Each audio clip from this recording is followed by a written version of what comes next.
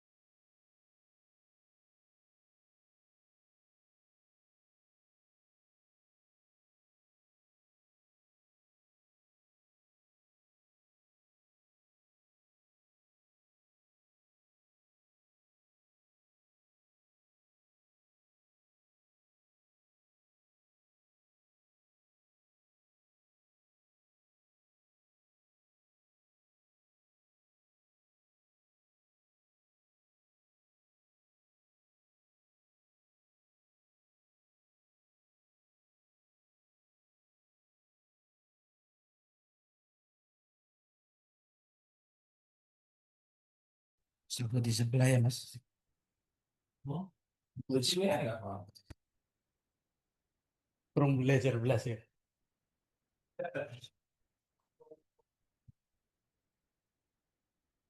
Ya, sebelah. Ini tak?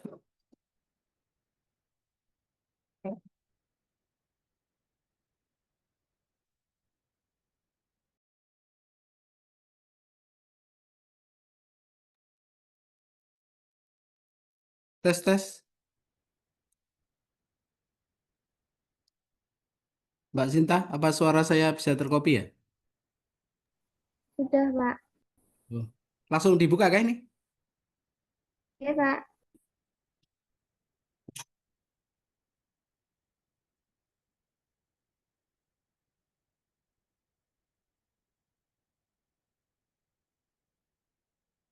Ini yang share screen dari siapa ya?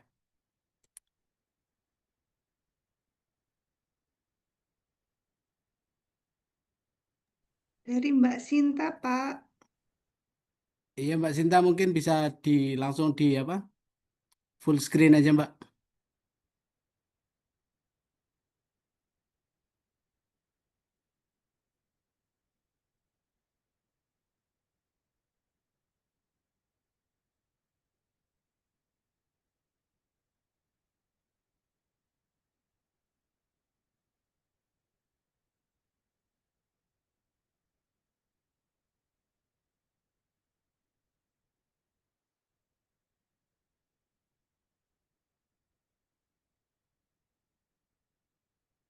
Oke, Assalamualaikum warahmatullahi wabarakatuh.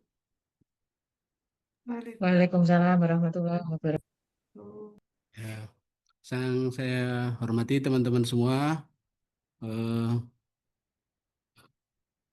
untuk kita di sini mohon dimaaf ya karena kita minta waktu duluan dari kelompok 5 untuk mempresentasikan tugas kelompok kita yaitu strategi pemberdayaan individu dan kelompok.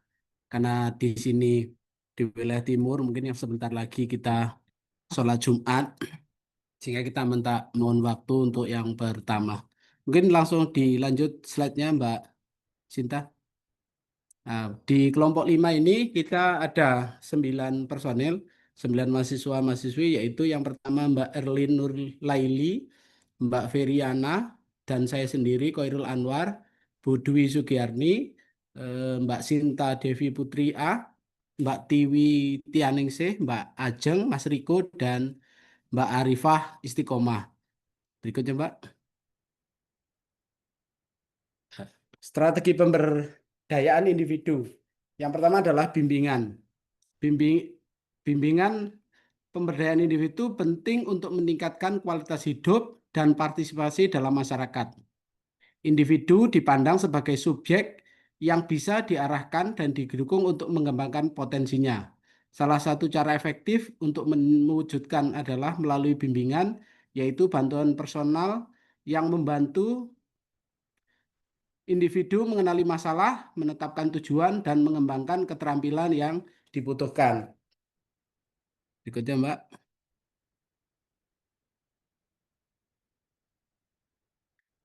Pendekatan komponen strategi pemberdayaan individu salah satu diawali pendekatan perspektif. Pendekatan perspektif menekankan keterlibatan aktif individu dalam proses pemberdayaan melalui dari penyampaian pendapat hingga menentukan tujuan dan langkah hidup, sehingga mereka merasa memiliki kendali atas perubahan yang diinginkan. Berikutnya, Mbak. Komponen berikutnya yaitu pemberian dukungan emosional dan sosial. Pemberdayaan individu tidak hanya soal keterampilan, tapi juga dukungan emosional dan sosial. Melalui bimbingan individu diberi kesempatan untuk menyampaikan perasaan dan mengatasi stres yang membantu meningkatkan kepercayaan diri dan motivasi dalam menghadapi tantangan hidup.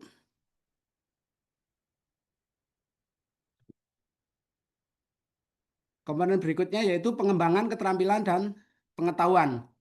Salah satu strategi pemberdayaan adalah bimbingan untuk mengembangkan keterampilan atau pengetahuan yang berguna bagi kehidupan individu. Dalam pengorganisasian masyarakat, bimbingan ini bisa berupa pelatihan kepemimpinan, komunikasi, serta pemahaman tentang hak dan kewajiban. Untuk berikutnya akan dilanjutkan oleh Mbak Erlin. Monggo Mbak Erlin. Terima kasih waktunya. Terima kasih Pak waktunya. Selanjutnya adalah yang keempat adalah membangun rasa tanggung jawab, di mana pemberdayaan individu juga menyangkut kemampuan untuk bertanggung jawab atas pilihan hidupnya. Melalui bimbingan, mereka belajar membuat keputusan bijak, memahami konsekuensinya, dan bertanggung jawab atas tindakannya. Jadi, pemberdayaan mencakup peningkatan kemampuan sekaligus kemandirian. Lanjut. Yang kelima ada evaluasi dan refleksi. Bimbingan perlu disertai evaluasi rutin untuk menilai pencapaian individu dan mengetahui aspek yang masih perlu ditingkatkan. Refleksi diri juga penting agar individu dapat meninjau perkembangan mereka dan memperbaiki langkah dalam meraih tujuan. Lanjut. Contoh-contoh bimbingan, yang pertama ada bimbingan karir, membantu individu untuk mengenali potensi dan minatnya dalam memilih jalur karir yang sesuai. Yang kedua ada bimbingan kesehatan mental, yaitu memberikan dukungan kepada individu dalam mengatasi masalah emosional atau mental dan mengembangkan strategi untuk menjaga kesejahteraan psikologis mereka.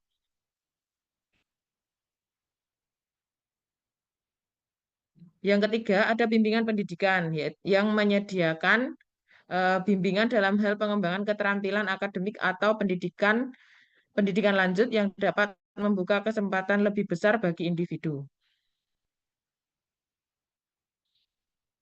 Yang B, selanjutnya ada strategi pemberdayaan individu yang di mana yang B adalah konseling. Usaha, yaitu konseling itu adalah usaha bantuan yang diberikan oleh seorang konselor kepada individu secara tatap muka dengan tujuan agar konseli atau klien dapat mengambil tanggung jawab sendiri terhadap berbagai persoalan atau masalah khusus. Dengan kata lain, teratasinya masalah yang dihadapi oleh konseli atau klien. Kemudian selanjutnya akan disampaikan oleh Mbak Feriana. Terima kasih Mbak waktunya. Suara saya sudah terdengar. Kedap. Sudah Mbak, jelas. Untuk strategi pemberdayaan individu, tujuan konseling dapat bervariasi tergantung pada kebutuhan dan tujuan konseli atau klien, dan konselor bekerja sama dengan konseli untuk mencapai tujuan yang diinginkan, seperti mengubah perilaku. Lalu mengubah perilaku yang salah, penyesuaian, belajar membuat keputusan adalah hal yang paling penting bagi klien mencegah munculnya masalah. Next. Ini untuk macam-macam konseling. Yang pertama, konseling sukarela adalah konseling yang dilakukan secara sukarela dan rahasia. Konseling datang atas kesadaran sendiri kepada konselor. Yang kedua, konseling terpaksa, yaitu konseling yang kehadirannya di ruang konseling bukan atas dasar keinginan sendiri. Yang ketiga, konseling enggan adalah konseling yang merasa enggan untuk dibantu konselor. Yang keempat, konseling bermusuhan atau menentang adalah konseling terpaksa yang memiliki masalah cukup serius, bisa menjelma menjadi konseling yang bermusuhan. Next. Fase-fase konseling. Yang pertama, fase pertama konselor mengembangkan pertemuan konseling agar tercapai situasi yang memungkinkan perubahan-perubahan yang diharapkan pada konseling. Yang kedua, berusaha meyakinkan atau mengkondisikan konseling untuk mengikuti prosedur yang telah ditetapkan sesuai dengan kondisi konseling. Nah, fase yang ketiga yaitu konselor mendorong konseling untuk mengatakan perasaan-perasaannya pada saat ini, memberikan kesempatan konseling untuk merekam kembali segala perasaan dan perbuatan masa lalu. Fase keempat, konseling mendapatkan pemahaman dan penyadaran tentang pikiran, perasaan, dan tingkah lakunya. Konselor mengantarkan konseling memasuki fase akhir konseling.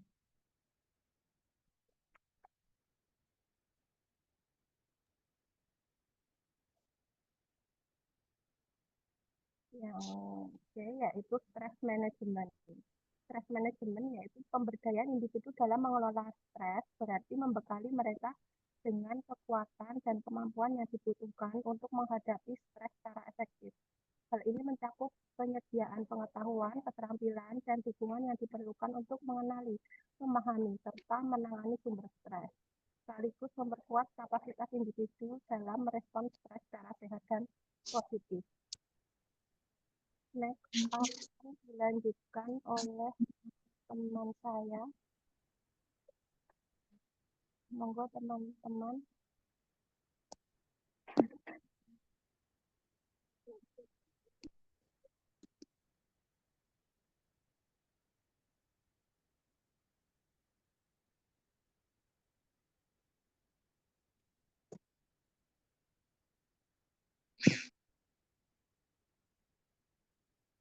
Terima kasih. Dan saya lanjutkan untuk slide berikutnya. Strategi pemberdayaan individu yang berikutnya yaitu strategi pemberdayaan individu dalam manajemen stres. Yang pertama, pengetahuan dan pemahaman. Kenali diri sendiri yaitu memahami penyebab stres, kekuatan dan kelemahan serta gaya coping yang efektif. Kemudian kenali stres, yaitu menyadari tanda-tanda stres, baik fisik maupun mental, dan memahami dampak stres terhadap kesehatan dan kesejahteraan.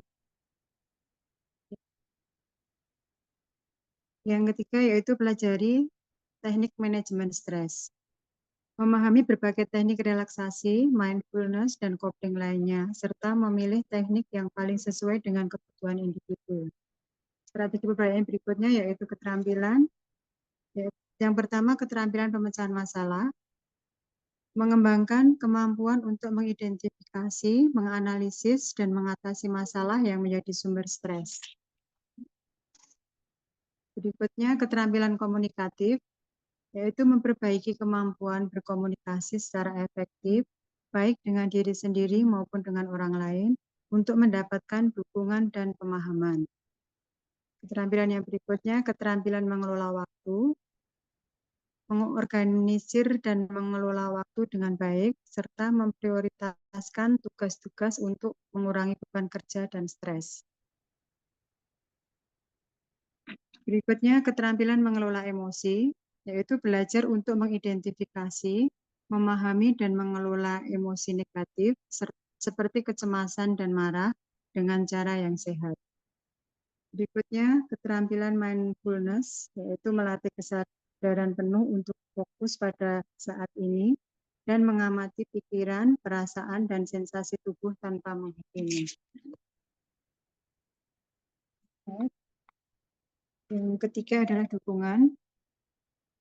Dukungan sosial yaitu menjaga hubungan sosial yang sehat dan membangun jaringan dukungan yang kuat, baik dengan keluarga, teman, maupun komunitas. Berikutnya, dukungan profesional, di mana tidak ragu untuk mencari bantuan profesional seperti psikolog atau konselor, sehingga jika mengalami kesulitan dalam mengelola stres. Dukungan lingkungan, dengan memastikan lingkungan fisik dan sosial yang mendukung seperti tempat kerja yang kondusif atau rumah yang nyaman. Kemudian strategi pemberdayaan individu yang keempat yaitu pemeliharaan kesejahteraan. Yang pertama, pola hidup sehat.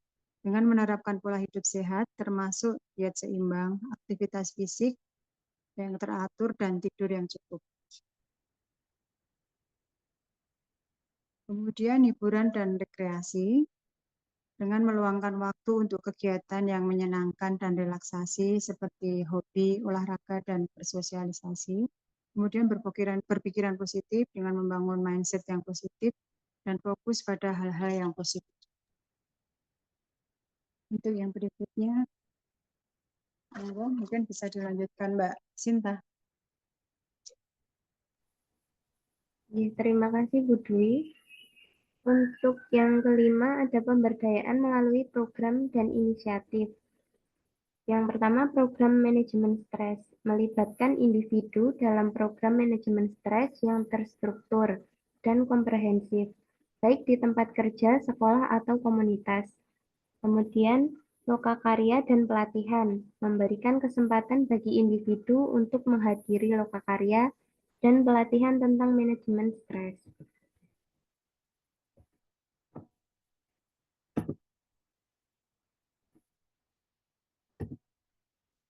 Kemudian sumber daya daring, memberikan akses ke sumber daya daring tentang manajemen stres, membantu individu menjadi lebih mandiri dan efektif dalam mengelola stres, sehingga meningkatkan kualitas hidup dan kesejahteraan. Yang D, ada krisis intervensi, proses bantuan yang diberikan kepada individu atau kelompok yang sedang mengalami krisis dengan tujuan untuk mengurangi stres, meningkatkan kemampuan coping, dan membantu mereka kembali ke tingkat fungsi yang normal untuk menghadapi tantangan di masa depan. Kemudian strategi pemberdayaan individu dalam krisis intervensi. Yang pertama, respon cepat. Memberikan bantuan segera kepada individu atau kelompok yang sedang mengalami krisis. Kemudian mendengarkan aktif. Mendengarkan dengan empati dan memahami keadaan individu yang sedang mengalami krisis. Mengidentifikasi masalah, membantu individu mengidentifikasi masalah dan kebutuhan mereka. Mengembangkan rencana, membantu individu mengembangkan rencana untuk mengatasi krisis dan meningkatkan kemampuan mereka.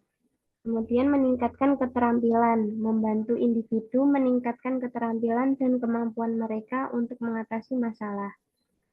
Kemudian menghubungkan dengan sumber daya, menghubungkan individu dengan sumber daya yang tersedia seperti dukungan sosial, konseling, atau layanan kesehatan. Kemudian mendorong kemandirian, mendorong individu untuk mengambil kontrol atas kehidupan mereka dan membuat keputusan yang tepat. Mengelola emosi, membantu individu mengelola emosi mereka dan mengembangkan strategi coping yang efektif. Strategi pemberdayaan kelompok. A. Aras meso, pendekatan yang difokuskan pada kelompok kecil hingga komunitas yang memiliki karakteristik atau kebutuhan serupa, yang mungkin merujuk pada kelompok masyarakat yang rentan atau memiliki kebutuhan khusus. Tujuan dan manfaat aras meso, meningkatkan kapasitas dan kemampuan kelompok untuk mengelola dan mengembangkan diri sendiri, meningkatkan partisipasi kelompok dalam proses pengambilan keputusan, meningkatkan kesadaran tentang hak-hak dan kebutuhan mereka, meningkatkan kualitas hidup kelompok dengan memenuhi kebutuhan dasar mereka, dan meningkatkan kesejahteraan mereka. Beberapa strategi pemberdayaan kelompok dalam aras meso ada pendidikan dan pelatihan, pengorganisasian komunitas, akses ke sumber daya, pengembangan kapasitas, advokasi, dan dukungan. Kemudian yang B ada pendidikan dan latihan, upaya untuk pengembangan sumber daya manusia, terutama untuk pengembangan aspek kemampuan intelektual dan kepribadian manusia. Pendidikan dan latihan merupakan salah satu faktor yang penting dalam pengembangan sumber daya manusia. Tidak saja menambah pengetahuan, akan tetapi juga meningkatkan keterampilan bekerja, dengan demikian meningkatkan produktivitas kerja. Kemudian untuk selanjutnya disampaikan oleh Mbak Tiwi.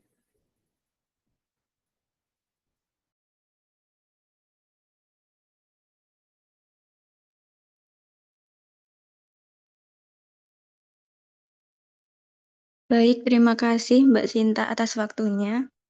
Untuk selanjutnya yaitu strategi pemberdayaan kelompok. B.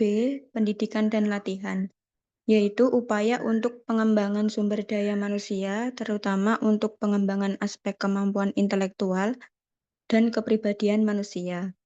Pendidikan dan latihan merupakan salah satu faktor yang penting dalam pengembangan sumber daya manusia, tidak saja menambah pengetahuan, akan tetapi juga meningkatkan keterampilan bekerja, dengan demikian meningkatkan produktivitas kerja.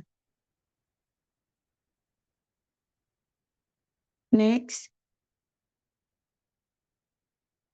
Yang poin ketiga atau C yaitu dinamika kelompok.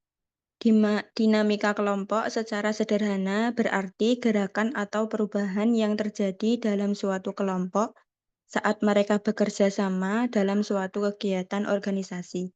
Kata dinamika mengacu pada program pertumbuhan, perubahan, atau pengembangan yang terjadi dalam suatu sistem, di mana setiap unsur saling terhubung dan saling mempengaruhi karena adanya hubungan langsung satu sama lain.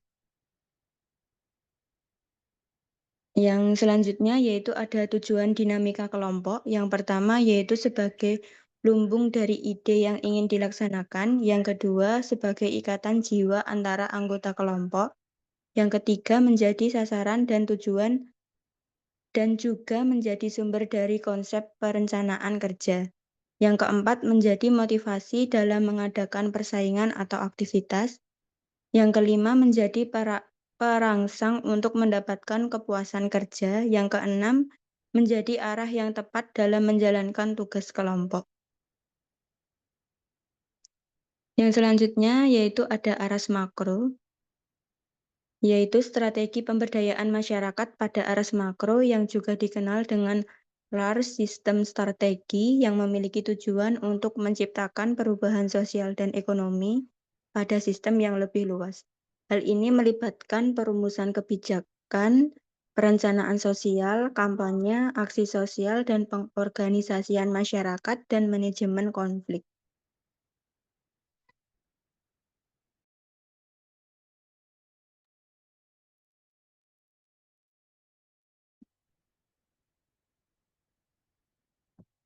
Yang selanjutnya, contoh strategi ARAS makro. Yang pertama, perumusan kebijakan. Yang kedua, perencanaan sosial. Yang ketiga, kampanye. Yang keempat, aksi sosial. Yang kelima, pengorganisasian masyarakat. Yang kedua, perumusan kebijakan. Perumusan kebijakan sendiri yaitu strategi pemberdayaan masyarakat dalam kebijakan publik, meliputi pendidikan, pemanfaatan teknologi, konsultasi inklusi, serta dukungan bagi kelompok rentan. Fokus utamanya adalah pengembangan sumber daya manusia, penguatan kelembagaan, akses modal, usaha produktif, dan informasi yang relevan. Yang selanjutnya yaitu penguatan kapasitas individu dan kelompok. Anggaran untuk program pelatihan keterampilan, misalnya pelatihan menjahit, perikanan, ataupun pertanian. Yang kedua, program penyuluhan tentang kesehatan reproduksi, sanitasi, atau penanggulangan stunting. Yang ketiga, dukungan untuk pembentukan atau pengembangan kelompok-kelompok masyarakat, seperti kelompok tani, kelompok nelayan, atau kelompok wanita. Selanjutnya yaitu pengembangan kelembagaan masyarakat. Yang pertama yaitu ada kebijakan yang mendukung partisipasi OMS dalam perencanaan pembangunan daerah. Yang kedua, subsidi untuk kegiatan organisasi masyarakat yang berkontribusi pada pembangunan lokal.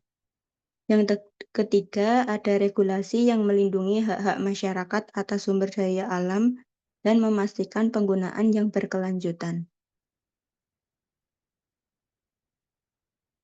Selanjutnya yaitu perumusan kebijakan yang pro masyarakat. Yang pertama, kebijakan yang mengutamakan keseimbangan antara pembangunan ekonomi dan sosial.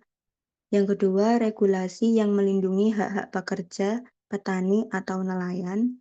Yang ketiga, peningkatan anggaran untuk program pemberdayaan masyarakat, terutama yang fokus pada kelompok rentan seperti perempuan, anak, dan orang yang berdisabilitas. Untuk selanjutnya, saya serahkan untuk Mas Riko. Terima kasih. Mohon izin untuk melanjutkan. C. Perencanaan sosial. Perencanaan sosial dalam pemberdayaan masyarakat adalah proses sistematis untuk mengidentifikasi kebutuhan dan masalah masyarakat, serta mengembangkan strategi dan program untuk mengatasi masalah tersebut dan meningkatkan kualitas hidup masyarakat. Next. Tujuan dari perencanaan sosial antara lain mengidentifikasi kebutuhan, yaitu untuk mengidentifikasi kebutuhan dan masalah masyarakat, untuk memahami apa yang dibutuhkan, untuk meningkatkan kualitas hidup mereka. Kemudian, pengembangan strategi, yaitu untuk mengembangkan strategi dan program untuk mengatasi masalah dan meningkatkan kualitas hidup masyarakat. Kemudian, mengalokasikan sumber daya, yaitu pengalokasian sumber daya yang tersedia untuk menjalankan program dan strategi yang telah dikembangkan. Meningkatkan partisipasi, yaitu untuk meningkatkan partisipasi masyarakat dalam proses pengambilan keputusan dan pelaksanaan program untuk memastikan bahwa kebutuhan dan aspirasi mereka terpenuhi. Baik, next. Perencanaan sosial dalam pemberdayaan masyarakat melibatkan beberapa hal, di antara lain analisa kebutuhan untuk memahami masalah dan kebutuhan masyarakat. Kemudian, pengembangan tujuan untuk mengembangkan tujuan dan sasaran yang ingin dicapai melalui program pemberdayaan masyarakat. Kemudian, pengembangan strategi untuk mencapai tujuan dan sasaran yang telah ditetapkan.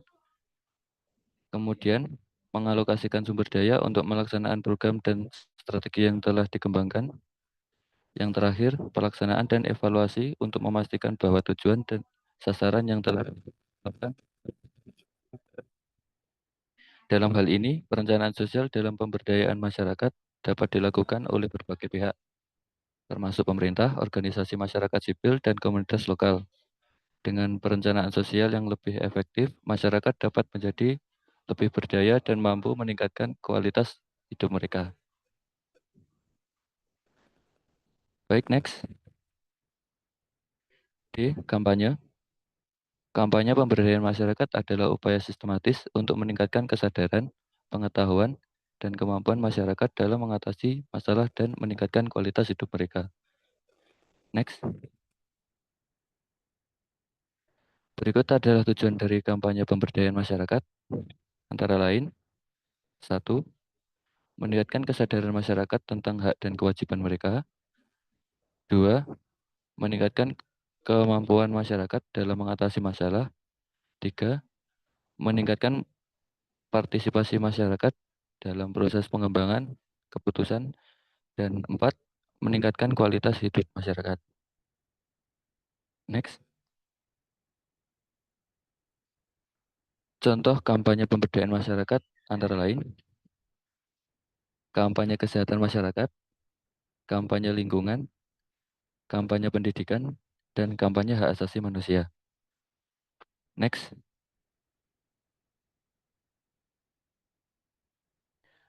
Cara melakukan kampanye pemberdayaan masyarakat dapat dilakukan melalui berbagai cara, di antaranya melalui media sosial, acara komunitas, pelatihan dan pendampingan, dan juga dapat dilakukan dengan menjalin kerjasama dengan organisasi lain. Dengan kampanye pemberdayaan masyarakat, masyarakat diharapkan mampu menjadi lebih berdaya dan mampu meningkatkan kualitas hidup mereka. Sekian untuk bagian selanjutnya, kepada yang bersangkutan dipersilahkan. Ya, terima kasih Mas Riko, akan saya lanjutkan. Selanjutnya adalah aksi sosial. Aksi sosial dalam strategi pemberdayaan masyarakat merupakan serangkaian kegiatan yang bertujuan untuk meningkatkan kualitas hidup dan kemandirian masyarakat melalui partisipasi aktif dan perubahan sosial. Aksi sosial ini biasanya melibatkan kolaborasi antar berbagai pihak seperti pemerintah, lembaga swadaya masyarakat, dan masyarakat lokal untuk mencapai tujuan bersama seperti peningkatan ekonomi, pendidikan kesehatan, dan lingkungan. Aksi sosial merupakan bagian integral dari strategi pemberdayaan masyarakat karena dapat membantu mengidentifikasi kebutuhan dan potensi masyarakat, membangun kemitraan, memberikan pelatihan dan pendidikan berkelanjutan, serta mendorong partisipasi masyarakat. Strategi pemberdayaan masyarakat melalui aksi sosial melibatkan pendekatan yang melibatkan partisipasi aktif masyarakat dalam perencanaan, pelaksanaan, dan evaluasi program dengan fokus pada peningkatan kualitas hidup, kemandirian, dan keberlanjutan. Yang pertama adalah mengidentifikasi kebutuhan dan potensi komunitas. Kedua, membangun kemitraan. Yang ketiga, membangun kesadaran dan kepemimpinan lokal. Yang keempat, memberikan pelatihan dan pendidikan berkelanjutan. Yang kelima, mendorong partisipasi aktif masyarakat. Yang keenam, fokus pada keberlanjutan. Yang ketujuh, pemantauan dan evaluasi yang transparan. Contoh aksi sosial. Yang pertama, peningkatan ekonomi melalui pemberdayaan kelompok nelayan, melalui pelatihan teknik penangkapan ikan dan pengelolaan sumber daya laut, serta akses ke pasar yang adil. Kemudian, peningkatan pendidikan melalui bantuan biaya pendidikan untuk masyarakat yang kurang mampu, beasiswa untuk siswa berprestasi, dan pelatihan guru. Contoh yang lain, peningkatan kesehatan melalui program kesehatan masyarakat seperti pemeriksaan kesehatan gratis, penyuluhan tentang penyakit menular, penyediaan fasilitas kesehatan di daerah terpencil, dan program imunisasi. Kemudian yang keempat, contohnya peningkatan lingkungan, yaitu pembersihan lingkungan, penanaman pohon, dan program pengelolaan sampah. Selanjutnya adalah lobbying. Lobbying adalah upaya komunikasi yang dilakukan oleh individu atau kelompok untuk mempengaruhi kebijakan, keputusan, atau tindakan pemerintah atau organisasi lain. Strategi pemberdayaan masyarakat melalui lobbying pada upaya pelayanan kesehatan ibu dan anak bertujuan untuk memperkuat dukungan kebijakan dan sumber daya yang mendukung program-program kesehatan ibu dan anak. Ini melibatkan pendekatan persuasif terhadap pembuat kebijakan untuk meningkatkan akses, kualitas, dan keberlanjutan pelayanan kesehatan ibu dan anak. Pemberdayaan masyarakat melalui lobbying dalam konteks kesehatan ibu dan anak melibatkan beberapa langkah. Yang pertama, identifikasi kebutuhan dan masalah. Yang kedua, penyusunan argumen dan data. Yang ketiga, pembentukan aliansi dan jaringan. Yang keempat, lobbying pada pembuat kebijakan. Dan yang terakhir adalah pemantauan dan evaluasi. Ya, terima kasih. Demikian presentasi kelompok 5. Apabila ada pertanyaan atau saran bisa ditulis di kolom chat. Kami kembalikan ke moderator atau ke Pak Farid. Terima kasih. Assalamualaikum warahmatullahi wabarakatuh. Waalaikumsalam warahmatullahi wabarakatuh. Terima kasih teman-teman kelompok 5 yang sudah bersama dalam membuat presentasi ini sampai selesai dan kita sudah selesaikan presentasinya. Mungkin terima kasih Pak Farid. Maaf tadi di awal tidak dipanggil dulu Pak. Nah, mungkin kami dari kelompok 5 mengucapkan terima kasih. Mungkin bisa dilanjut sesuai arahan dari Pak Farid untuk lanjut ke kelompok berikutnya. Silakan kalau ada pertanyaan nanti kita akan list. Mbak Sinta jangan lupa di screenshot untuk di pertanyaannya. Terima kasih. Wassalamualaikum warahmatullahi wabarakatuh.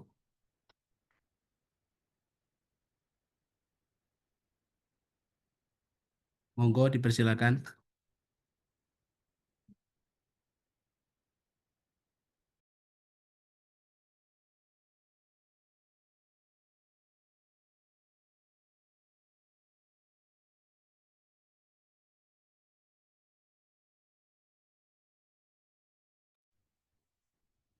Baik, Bismillahirrahmanirrahim. Assalamualaikum warahmatullahi wabarakatuh. Apakah suara saya sudah terdengar? Sudah, Mbak. Jelas, Mbak Jun. Lanjut.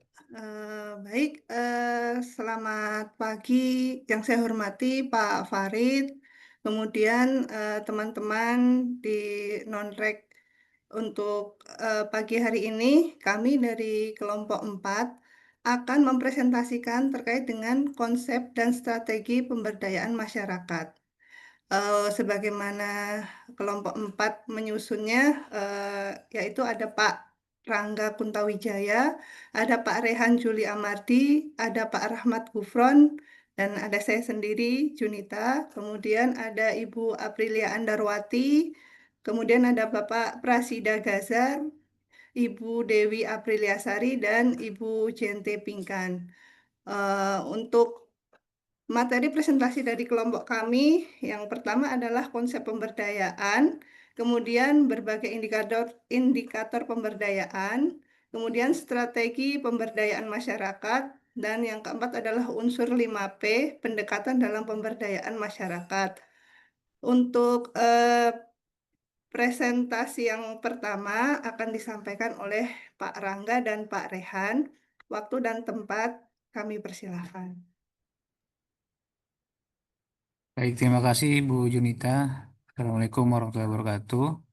Izin Pak Farid menyampaikan terkait dengan tugas kelompok dari kelompok 4 terkait dengan konsep pemberdayaan.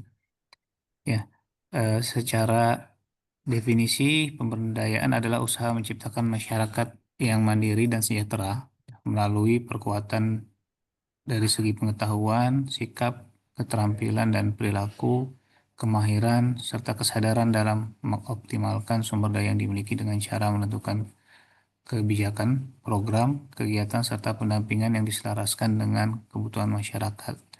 Makandalo et al. 2023.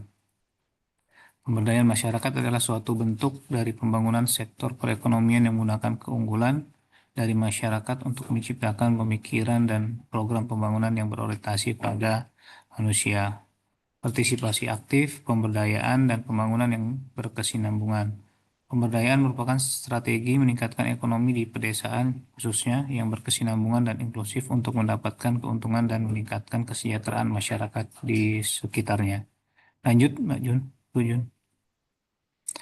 Konsep dan tujuan secara garis besar yaitu adanya partisipasi dari masyarakat ya dan bagian dari program CSR atau pemberdayaan masyarakat oleh perusahaan di sekitar dan juga dari individu-individu dan masyarakat yang mandiri dan berdaya. Baik, selanjutnya dilanjutkan oleh Mas Rehan. Baik, saya melanjutkan dari Mas Rangga, yaitu ada satu konsep pemberdayaan. Di bidang perbaikan pemberdayaan masyarakat, itu ada pendidikan, aksesibilitas, tindakan, kelembagaan, usaha maupun bisnis, pendapat, dan lingkungan. Next, Mas. Dari prinsip aktif, yaitu masyarakat terlibat secara aktif dalam setiap tahap proses pemberdayaan, melalui dari perencanaan, pelaksanaan hingga evaluasi, partisipasi. Ini bukan hanya sebagai penerima bantuan, tapi sebagai pelaku utama perubahan. Yang kedua itu ada kemandirian. Masyarakat mampu berdiri sendiri, tidak tergantung pada pihak luar, dan bisa mengelola kehidupan secara mandiri.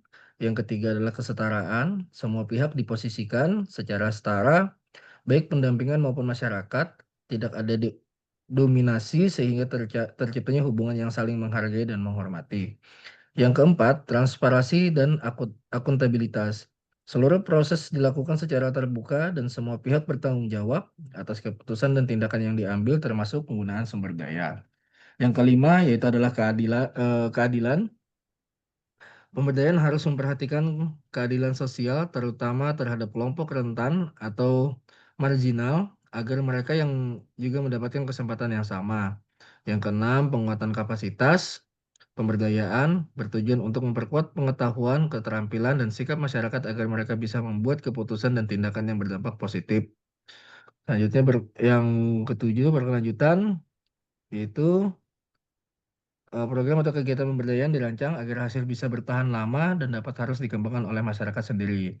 Prinsip pemberdayaan masyarakat seperti diagram berikut, yaitu adalah keberlanjutan, penguatan kapasitas, keadilan, terus partisipasi aktif, kemandirian, kesetaraan, transparansi, dan akuntabilitas.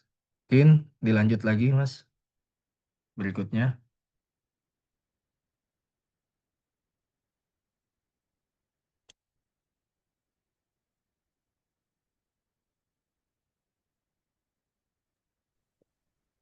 Baik, untuk yang kedua, berbagai indikator pemberdayaan masyarakat. Di sini ada definisi, yaitu indikator pemberdayaan masyarakat menurut Noto Atmojo tahun 2007 adalah alat ukur atau penanda yang digunakan untuk menilai sejauh mana pemberdayaan masyarakat telah berhasil dicapai. Kemudian ada lagi yang menyebutkan adalah indikator pemberdayaan masyarakat digunakan untuk mengukur sejauh mana masyarakat telah berdaya dalam suatu program atau intervensi, termasuk di bidang kesehatan masyarakat. Indikator ini dapat bersifat kuantitatif maupun kualitatif, tergantung konteks dan pendekatan yang digunakan. Kemudian ada indikatornya seperti partisipasi, yaitu tingkat keterlibatan masyarakat dalam perencanaan, pelaksanaan, dan evaluasi program. Kemudian pengembangan kapasitas individu, yaitu peningkatan kemampuan masyarakat dalam mengelola tantangan dan sumber dayanya sendiri. Akses informasi dan sumber daya, kemudahan masyarakat dalam memperoleh informasi dan sumber daya untuk memenuhi kebutuhan dasar. Kemudian ada kepemimpinan lokal. Adanya tokoh lokal atau kader yang aktif dan diakui oleh komunitas yang mampu menjadi agen perubahan. Kemudian ada jaringan dan kemitraan. Kemampuan masyarakat menjalin hubungan dengan pihak lain untuk memperkuat kapasitasnya. Kemudian ada keberlanjutan program, di mana masyarakat mampu melanjutkan kegiatan atau program tanpa ketergantungan pada pihak luar.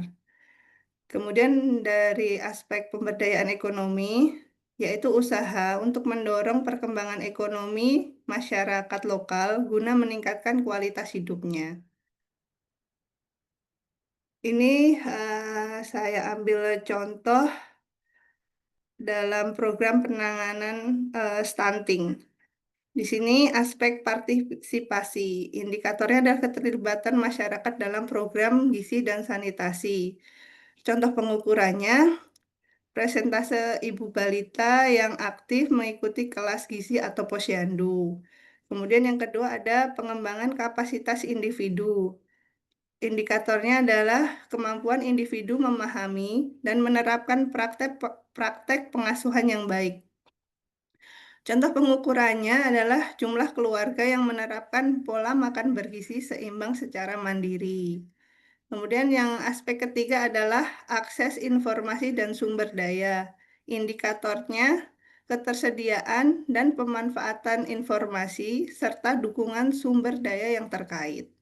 Contoh pengukurannya yaitu presentase warga yang tahu tanda-tanda stunting dan cara pencegahannya. Kemudian yang keempat, kepemimpinan lokal. Indikatornya adalah keterlibatan kader dan tokoh lokal dalam edukasi dan pemantauan. Contoh pengukurannya seperti jumlah kader gizi aktif dan frekuensi kunjungan rumah oleh kader. Kemudian yang kelima adalah jaringan dan kemitraan. Indikatornya adalah adanya kolaborasi antar pihak dalam intervensi gizi. Contoh pengukurannya, jumlah kegiatan bersama antar desa, puskesmas, dan lembaga swasta yang terkait. Kemudian yang keenam adalah keberlanjutan program.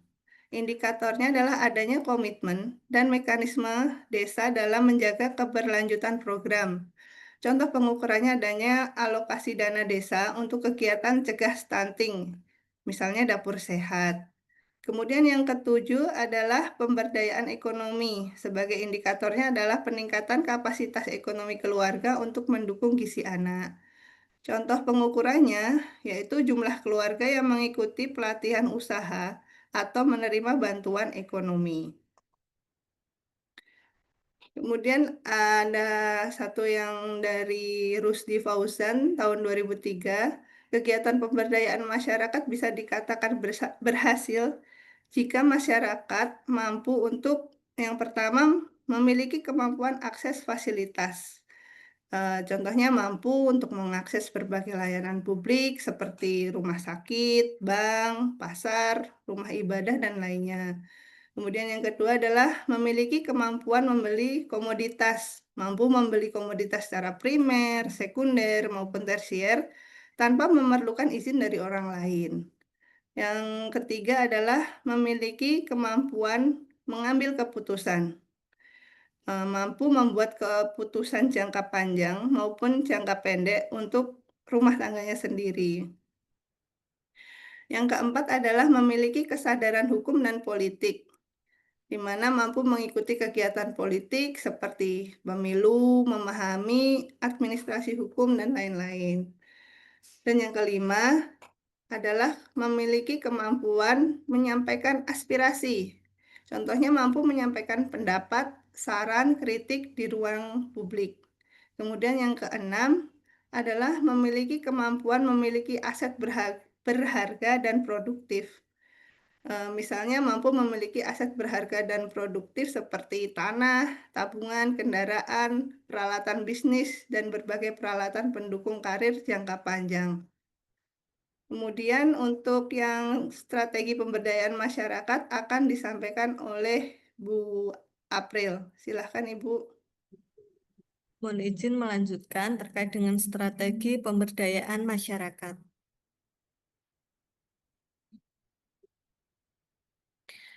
Strategi pemberdayaan masyarakat adalah keseluruhan upaya untuk mendorong dalam memotivasi serta membangkitkan kesadaran masyarakat tentang adanya potensi yang dimiliki masyarakat serta sebagai upaya yang terus-menerus dalam pengembangannya. Next. Tujuan strategi pemberdayaan masyarakat yaitu yang pertama meningkatkan kualitas hidup untuk berdaya, memiliki daya saing dan mandiri. Yang kedua, mendorong kelompok masyarakat yang lemah baik pada kondisi internal maupun aspek eksternal. Yang ketiga, pemberdayaan menjadi sebuah proses penting dan harus maksimal serta memerlukan waktu. Keempat, menumbuhkan kesadaran akan potensi serta berbagai kebutuhan yang dapat dikembangkan serta diberdayakan secara mandiri. Yang kelima, menumbuhkan sistem nilai, budaya, dan kearifan lokal sekaligus nilai-nilai bijak yang memiliki nilai luhur di dalam masyarakat berbudaya seperti kearifan lokal, gotong royong, membangun kerjasama, nilai hormat, serta nilai-nilai kearifan lokal lainnya yang menjadi jati diri masyarakat pada suatu wilayah tertentu. Proses dalam strategi pemberdayaan masyarakat, yang pertama proses penyadaran, di mana tahap ini merupakan tahap persiapan dalam kegiatan pemberdayaan masyarakat, seperti kegiatan penyuluhan atau sosialisasi, dan lain-lain. Yang kedua, proses pembinaan. Pada tahap ini, dalam proses proses transformasi pengetahuan, peningkatan kecakapan, serta keterampilan. Di sini masyarakat berupaya belajar tentang pengetahuan serta kecakapan baru, sehingga terdapat peningkatan sikapnya dan dapat mengambil peran di dalam pembangunan. Yang ketiga, proses kemandirian. Tahap ini merupakan tahap pendampingan dalam upaya menyiapkan masyarakat sehingga benar-benar mampu dan terampil dalam mengelola kegiatan proses pemberdayaan masyarakat yang berkaitan dengan faktor internal dan eksternal lingkungannya. Kita masuk pada matra pemberdayaan. Untuk strategi pemberdayaan masyarakat merupakan sarana untuk masyarakat dalam posisi atau pelaku serta peranan dalam pembangunan yang aktif. Dalam konteks pekerjaan sosial, pemberdayaan dapat dilakukan melalui 3 asas atau matra pemberdayaan atau empowerment setting. 3 matra tersebut yaitu yang pertama matra mikro. Matra mikro ini pemberdayaan dilakukan terhadap klien secara individu melalui bimbingan, konseling, stress management, dan krisis intervention. Tujuan utamanya adalah membimbing atau melatih klien dalam menjalankan tugas-tugas kehidupannya. Model ini sering disebut sebagai pendekatan yang berpusat pada tugas atau task center approach. Yang kedua adalah matra meso. Pemberdayaan dilakukan terhadap sekelompok klien. Pemberdayaan dilakukan dengan menggunakan kelompok sebagai media intervensinya. Pendidikan dan pelatihan dinamika kelompok biasanya digunakan sebagai strategi dalam meningkatkan kesadaran, pengetahuan, keterampilan, dan sikap-sikap klien agar memiliki kemampuan memecahkan permasalahan yang dihadapi. Selanjutnya, yang ketiga adalah matra makro. Pendekatan ini disebut juga sebagai strategi sistem besar atau large system energy karena sasarannya ini lebih luas dan perubahannya diarahkan pada sistem lingkungan yang lebih luas. Termasuk dalam makro ini misalnya adalah perumusan kebijakan, perencanaan sosial, kampanye, akses sosial, lobbying, pengorganisasian masyarakat, manajemen konflik. Ini adalah strategi yang dilakukan dalam pendekatan ini. Strategi sistem besar memandang klien sebagai orang yang memiliki kompetensi untuk memahami situasi-situasi mereka sendiri, untuk memilih serta menentukan strategi yang tepat dalam bertindak. Next. Proses pemberdayaan masyarakat harus disesuaikan dengan kebutuhan dan kondisi di lapangan. Dalam hal ini, agen pemberdayaan perlu memiliki kemampuan merumuskan program dan strategi pemberdayaan yang tepat dan efisien. Berikut 3 arah atau tujuan dalam strategi pemberdayaan, yaitu pemihakan atau pemberdayaan masyarakat, pemantapan otonomi dan pendelegasian wewenang dalam pengelolaan pembangunan yang mengembangkan peran serta masyarakat, serta modernisasi melalui penajaman arah perubahan struktur sosial ekonomi termasuk kesehatan, budaya, dan politik yang bersumber pada partisipasi masyarakat.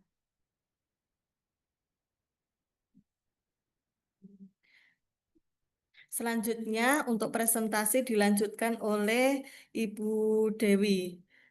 Kami persilahkan. Baik, terima kasih atas waktunya Mbak April. Saya akan lanjutkan di sini untuk unsur 5P pendekatan dalam pemberdayaan masyarakat.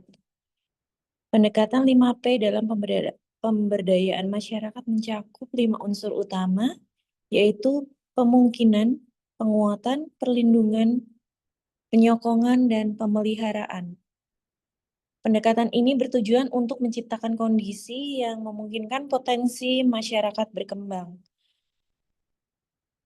memperkuat kapasitas mereka, melindungi hak dan kepentingan mereka, memberikan dukungan yang diperlukan, serta memastikan keberlanjutan program pemberdayaan. Untuk yang pertama, pemungkinan. Ciptakan suasana atau iklim yang memungkinkan potensi masyarakat berkembang secara optimal. Pemberdayaan harus dapat membebaskan masyarakat dari batasan-batasan kultural dan struktural yang menghambatnya. Untuk contohnya, memberikan akses pendidikan, keterampilan, dan informasi yang relevan. Yang kedua ada penguatan, meningkatkan kapasitas dan kemampuan masyarakat dalam berbagai aspek, seperti ekonomi, sosial, dan politik. Penguatan Penguatan dapat dilakukan melalui pelatihan, peningkatan akses sumber daya, atau pembentukan organisasi masyarakat. Untuk contohnya, memberikan bantuan modal usaha, pelatihan vokasi, atau pendampingan kelompok tani. Untuk selanjutnya disampaikan oleh Mbak Jian. Dipersilakan. Baik, Mbak April, terima kasih atas waktunya. Saya akan melanjutkan untuk yang nomor 3, yaitu ada perlindungan. Melindungi hak dan kepentingan masyarakat, terutama kelompok rentan, dari eksploitasi, diskriminasi, atau kekerasan. Perlindungan dapat meliputi aspek hukum, sosial, dan ekonomi. Contoh memberikan akses ke layanan hukum, pengaduan masyarakat, atau layanan kesehatan. Di nomor 4 ada penyokongan, yaitu memberikan dukungan yang diperlukan oleh masyarakat dalam proses pemberdayaan seperti bantuan teknis, finansial, atau informasi. Penyokongan dapat dilakukan oleh pemerintah, organisasi non-pemerintah, atau pihak swasta. Contohnya seperti memberikan bantuan dana untuk proyek pembangunan, pelatihan untuk mengelola kelompok, atau pendampingan teknis untuk petani. Yang nomor 5 ada pemeliharaan, yaitu memastikan keberlanjutan program pemberdayaan dan dampak positifnya bagi masyarakat. Pemeliharaan dapat meliputi pemantauan, evaluasi, dan pengelolaan aset yang dikembangkan dalam program pemberdayaan. Contohnya, melakukan monitoring kegiatan kelompok tani, mengevaluasi dampak program pendidikan, atau mengelola dana simpan pinjam untuk kelompok masyarakat.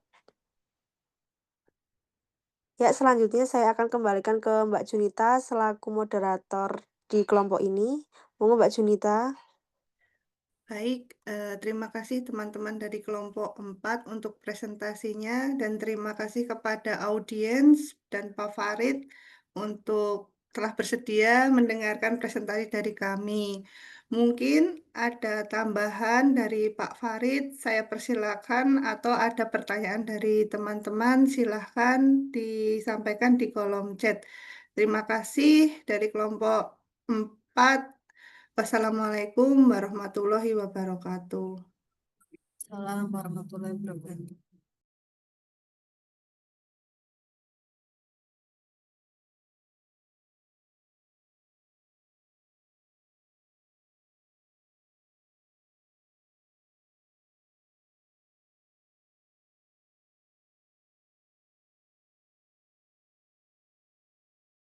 Waalaikumsalam warahmatullahi wabarakatuh. Terima kasih.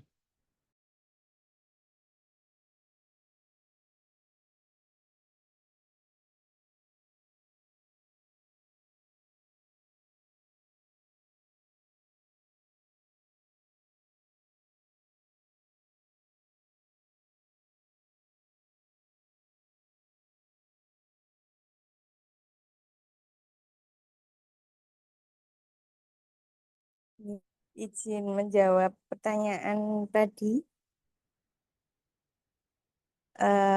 dari Mbak Elizabeth nggih. Jadi pertanyaannya langkah apa saja yang diperlukan untuk asesmen awal stres dan bagaimana menyusun rencana coping atau action plan bagi tiap peserta.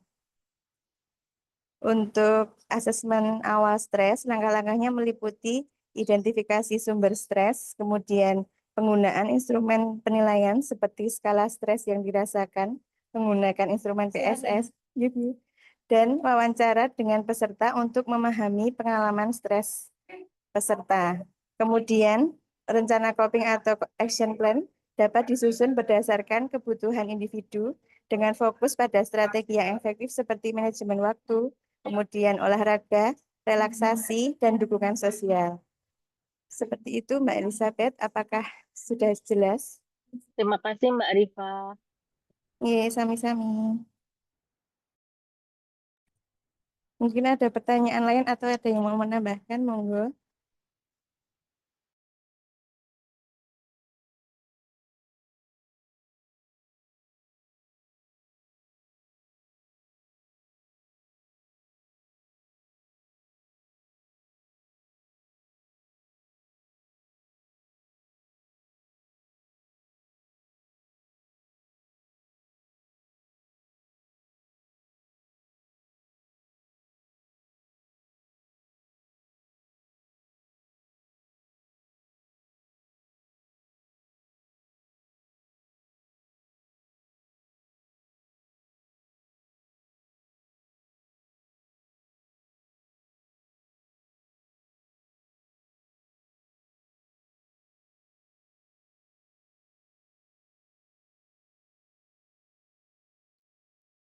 Nggih, Bapak Ibu, mohon maaf. Ini tadi saya sambil rapat nggih. Tadi sudah dijawab nggih untuk pertanyaan untuk kelompok 5 sudah dijawab nggih. Oh, nggih. Sampun, Pak. Oh, nggih. Baik. Bapak dan Ibu, bentar.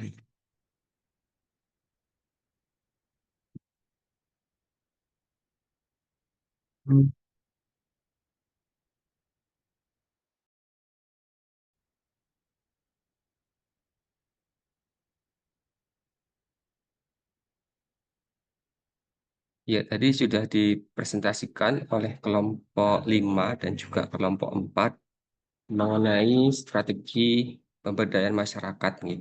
Jadi sudah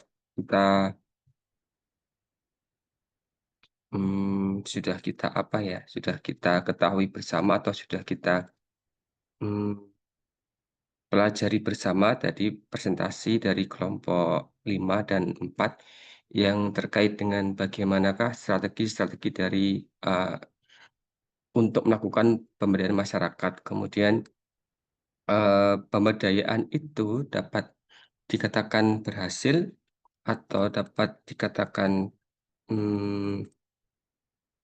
berjalan itu apabila terjadi perubahan-perubahan di masyarakat, begitu nggih. Kemudian untuk sasaran atau objek dari pemberdayaan itu sendiri bisa pada level individu, ya. Kemudian bisa juga pada level kelompok, kemudian bisa juga pada level yang lebih besar. Tadi yang disampaikan mengenai terkait dengan konsep individu, aras, mikro, meso, dan sebagainya tadi itu. Kemudian bagaimanakah strategi-strategi pemberdayaan pada level individu, diantaranya dengan konseling, gitu nggih. Kemudian pada level-level kelompok bisa dengan pendidikan dan pelatihan, kemudian pengorganisasian kelompok, kemudian advokasi dan dukungan ataupun pendidikan dan latihan, kemudian pada level yang besar, yang lebih besar dari itu, yaitu pada aras makronya, itu berarti terkait dengan sesuatu yang memiliki impact besar juga pada masyarakat. Misalnya ada perumusan kebijakan, perencanaan sosial, ada kampanye, bakti sosial, dan sebagainya, seperti itu. Termasuk kampanye-kampanye yang itu dapat mengedukasi, dapat mempengaruhi pandangan ataupun persepsi masyarakat dengan menciptakan perubahan-perubahan di masyarakat ke arah yang lebih baik seperti itu. Kemudian ada juga media-media yang bisa kita gunakan dalam proses pemberdayaan dan sebagainya, itu ya. Ada media sosial ataupun media-media lainnya yang dapat menunjang terlaksananya pemberdayaan seperti itu. Kemudian ada juga terkait dengan kerjasama dengan organisasi lain seperti itu. Nah, kemudian coba kita bawa konsep-konsep pemberdayaan ini yang tadi kalau kita lihat kita membahas dari sisi secara makronya, ya makronya artinya secara luasnya, dan bagaimana konsep-konsep yang makro ini coba kita implementasikan, coba kita terapkan pada konsep atau ranahnya yang lebih mikro, yaitu artinya di bidang kesehatan masyarakat seperti itu ya. Jadi bagaimana dengan melihat fenomena-fenomena di masyarakat seperti itu, kemudian kita coba melakukan pemberdayaan, ya, sehingga terjadi perubahan-perubahan ke arah kesehatan masyarakat yang di mana arah pemberdayaan masyarakat di bidang kesehatan itu ya erat kaitannya dengan ekonomi gitu ya. Jadi kalau ekonomi masyarakat itu sejahtera, ekonominya bagus, maka masyarakat dapat dapat menjamin kesehatannya seperti itu. Mulai dari pemenuhan gizinya, kemudian tempat dia melakukan pelayanan kesehatan, mendapatkan pelayanan kesehatan yang baik dan sebagainya. Kemudian apa namanya? Ada beberapa penerapan ya di dalam pemberdayaan kita memang harus menerapkan indikator-indikator dalam pemberdayaan gitu. Tujuan dibuatnya indikator ini adalah untuk mengukur bagaimanakah satu proses berjalannya pemberdayaan, kemudian yang kedua apakah memang kegiatan pemberdayaan yang dilakukan itu sudah berhasil atau belum dan sebagainya, atau bisa juga sebagai bahan untuk melakukan evaluasi seperti itu. Kemudian tadi terkait dengan pertanyaan coping ya, coping itu berarti usaha untuk mengatasi sebuah kondisi. Tadi pertanyaan terkait dengan stres ya tadi ya oleh Bu Elizabeth tadi itu. Langkah apa yang diperlukan untuk asesmen awal ya. Jadi asesmen awal stres itu kan bisa terjadi pada level individu maupun stres pada level kelompok ataupun komunitas seperti itu nih. Kalau pada level komunitas atau kelompok itu berarti akan terciptanya konflik atau permasalahan seperti itu. Kemudian coping atau usaha untuk menyelesaikan permasalahan itu strateginya bisa berbeda-beda, antar individu pun itu juga berbeda-beda. Ya, tapi memang untuk melakukan apa namanya pemberian coping pada kondisi stres, kondisi itu, maka kita harus melakukan identifikasi ya atau asesmen awal stres seperti itu. Ya, jadi misalnya dengan melakukan survei, dengan melakukan wawancara, dengan melakukan apa namanya observasi kepada individu maupun kelompok seperti itu, sehingga kita mendapatkan data-data yang itu kemudian kita analisis data-data itu secara mendalam ya, karena sifatnya kan biasanya lebih ke kualitatif seperti itu.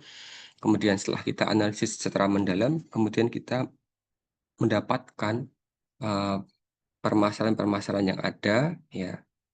Kalau pada level individu itu pasti juga beragam juga, apalagi kalau pada komunitas seperti itu. Maka ini memerlukan sebuah kejelian ataupun sebuah kemampuan untuk menggunakan strategi dalam mengatasi stres baik pada level individu maupun sampai pada level yang lebih besar seperti itu. Ya, jadi coping itu bermacam-macam. Setiap individu berbeda dan stres itu ada dua jenisnya sebenarnya. Ada distress dan eustress itu ya. Kalau ada stres yang negatif dan ada stres yang positif sebenarnya. stres negatif itu berarti nanti dia akan mempengaruhi permasalahan kesehatan mental seperti itu. Tapi kalau stres yang positif itu justru stres yang membawa individu maupun kelompok itu berprestasi, itu ya, artinya memiliki prestasi. Membuat skripsi itu bikin stres ya, maka tapi selepas itu stres yang terjadi tadi itu dapat membuahkan prestasi, yaitu misalnya mendapatkan gelar sarjana dan sebagainya. Tapi stres yang negatif itu bisa juga berlangsung tahunan atau bahkan bertahun-tahun karena memang copingnya dan kedalaman ataupun sakitnya itu kan berbeda-beda seperti itu. Maka permasalahan stres hmm, itu diperlukan kajian yang mendalam dan pemahaman yang mendalam seperti itu. Oke, gitu. Kemudian pemberdayaan itu perlu dilakukan, itu salah satunya adalah untuk membangun kesadaran kritis di masyarakat gitu. Jadi masyarakat kalau kritis itu maka mereka akan peduli terhadap lingkungan, peduli terhadap masyarakat sekitar, sehingga masyarakat pada akhirnya akan memiliki peran dan tanggung jawab untuk melakukan untuk mengatasi permasalahan yang ada dengan misalnya dengan baik itu dengan bantuan dari pemerintah, pihak-pihak tertentu atau bahkan dari individu itu masing-masing seperti itu.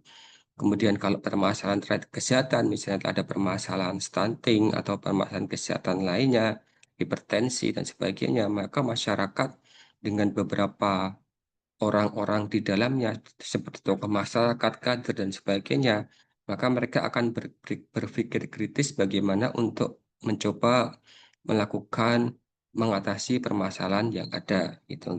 Paling tidak mengurangi permasalahannya dengan melibatkan berbagai elemen-elemen dan lainnya seperti itu. Kemudian ada beberapa juga faktor-faktor yang dapat atau faktornya kunci ya yang dapat mendukung keberhasilan dari pemberdayaan itu diantaranya adalah adanya partisipasi aktif masyarakat. Jadi masyarakat harus aktif berpartisipasi, memiliki peranan dan sebagainya. Nah, tugas kita adalah bagaimana menjadi trigger agar masyarakat itu dapat berpartisipasi aktif gitu ya.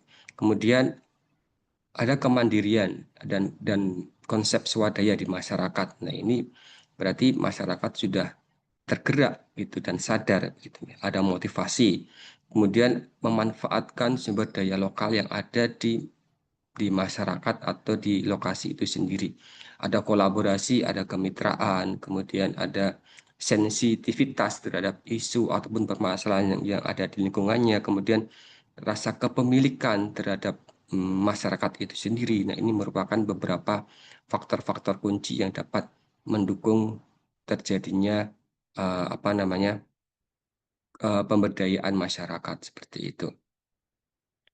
Tapi ada juga faktor penghambatnya gitu ya, seperti adanya ketergantungan, kemudian tantangan dalam proses implementasi program dan sebagainya, kemudian misinformasi dan disinformasi itu juga menjadi hambatan, kelembagaan organisasi, struktur dan sebagainya itu juga bisa.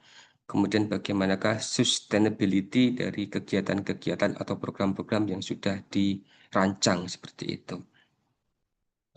Perubahan itu bisa perubahan ke arah perilaku, perubahan ke arah ekonomi yang lebih baik dan sebagainya, tergantung dari indikator-indikator dan juga permasalahan-permasalahan yang ada di masyarakat seperti itu. Oke, Bapak Ibu, ada pertanyaan tidak Bapak Ibu?